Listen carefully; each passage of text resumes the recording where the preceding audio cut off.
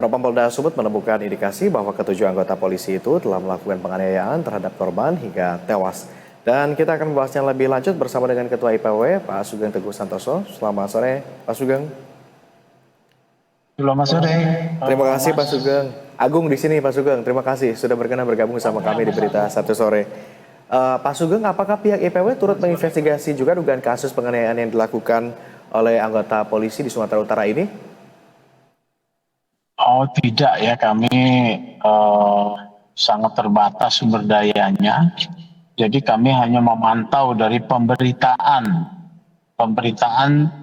yang kami lihat. Polrestabes Medan dan juga Propam Polda Sumut telah melakukan satu proses pemeriksaan terhadap dugaan pelanggaran. Jadi proses pemeriksaan ini sudah berjalan, jadi tinggal kita awasi saja, tinggal kita dorong agar proses pemeriksaannya ini memberikan satu keadilan buat korban yang tewas tersebut ya. Gitu. Oke, sesuai hasil otopsi, korban kan mengalami pendarahan di batang otak dan kepala begitu ya. Di mana korban ini kemudian diduga kuat menerima kekerasan secara brutal. Bagaimana Anda melihatnya? Tadi Pak Kapolresta ya, Pak Kapolrestabes Pak Gideon, Kombes Gideon sudah menyatakan secara terbuka kepada media bahwa memang ada dugaan kuat adanya satu penganiayaan kepada korban BS ya. Jadi sudah didapatkan informasi dan diakui adanya satu proses penganiayaan. Nah, kemudian katanya mereka kemudian ditempatkan di Patsus ya, penempatan khusus biasanya 21 hari ini untuk dilakukan pemeriksaan dugaan pelanggaran kode etik yang pertama. Tetapi dalam kasus ini saya melihat bukan hanya pelanggaran kode etik.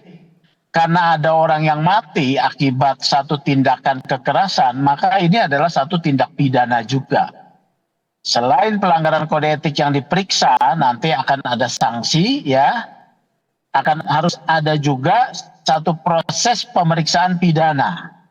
Nah, soal substansinya penjatuhan sanksi baik pelanggaran kode etik maupun pidana kita percayakan saja kepada polisi ya. Dalam hal ini Polda Sumatera Utara melalui Propam untuk pelanggaran kode etik dan juga nanti melalui RSE ya, Dirkrim Polda Sumatera Utara. Ini harus ada pemeriksaan pidana.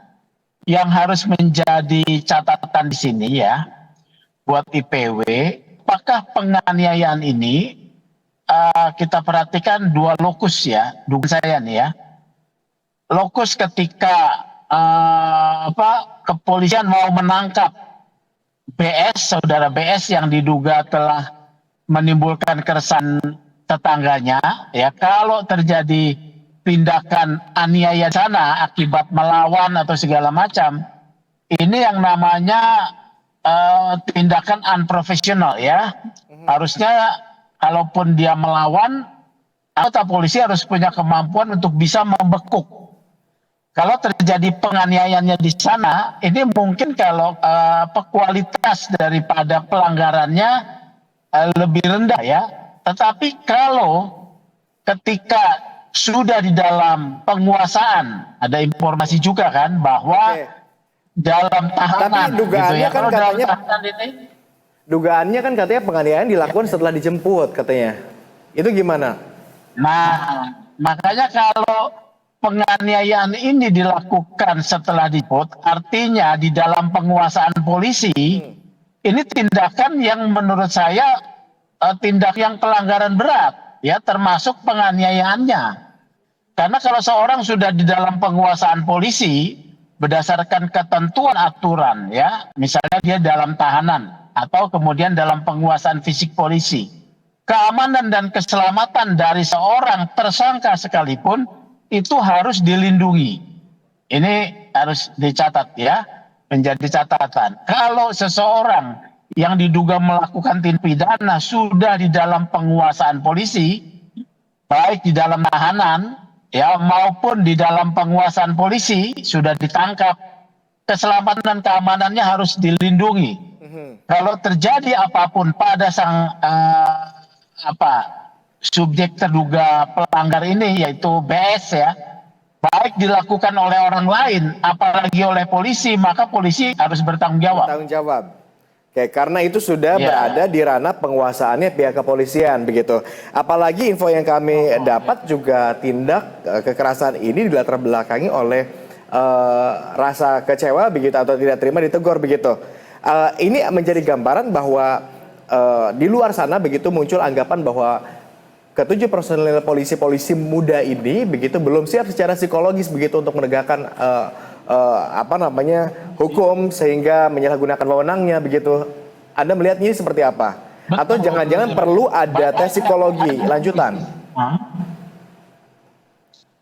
Jadi banyak terjadi ekses-ekses di mana anggota polisi itu tidak bersikap profesional ya. Pertama dia harus paham ketika seorang di dalam penguasaan polisi itu tidak boleh dianiaya ya, tidak boleh kemudian mendapatkan kekerasan. Ini udah standar internasional juga Indonesia bahwa dilarang menggunakan kekerasan di dalam satu proses pemeriksaan pidana. Katakanlah ada satu pernyataan yang dilontarkan oleh si BS ini yang menyerang ya polisi tersebut dengan kata-kata. Polisi harus tidak boleh membalasnya dengan kekerasan. Ya. Tidak boleh membalasnya dengan kekerasan. Kita melihat kan kalau di demo itu kata-kata kasar ya. Komandan lapangan harus mencegah anak buahnya melakukan pembalasan dengan kekerasan. Apalagi ini sudah dalam penguasaannya. Jadi apapun yang harus dilakukan oleh seorang polisi dituntut profesionalisme yang tinggi. Tidak gampang tersinggung, tidak gampang melakukan kekerasan, tidak gampang menggunakan fisik untuk menekan seorang tersangka yang terlibat di dalam satu peristiwa pidana. Oke, polisi idealnya memang memiliki penguasaan emosi yang baik begitu ya, sehingga tidak mudah tersulut ketika menghadapi kondisi-kondisi tertentu. Tetapi ini kan terjadi, begitu kan, bisa jadi mungkin tersulut emosinya hingga kemudian melakukan tindak kekerasan bahkan hingga merenggut nyawa korban begitu ya. Apakah ini juga perlu ada evaluasi menyeluruh terhadap anggota kepolisian begitu? Diperlukankah kembali tes psikologi begitu untuk menyatakan kesiapan polisi secara mental? Kalau itu untuk penggunaan senjata ya.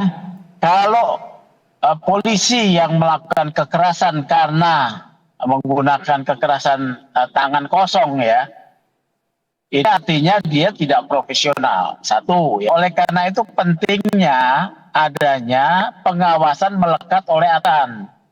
Pengawasan melekat ini sudah diatur dalam peraturan kepolisian ya, bahwa seorang atasan harus melakukan pembinaan dan pengawasan kepada anggotanya. Oleh karena itu ketika dia mau menjalankan tugas penangkapan, atasan langsung itu harus sudah memberikan perintah, mengingatkan jangan terjadi kekerasan ya. Kalau menggunakan senjata juga sesuai dengan prosedurnya. Kalau sudah ditangkap juga harus mengikuti prosedurnya, dimasukkan dalam tahanan dan tidak boleh dianiaya. Ini sudah ada aturannya semua ya, bukan karena dievaluasi secara psikologis. Kalau terjadi ekses, ya ditindak, diberi sanksi seperti saat ini, ya begitu.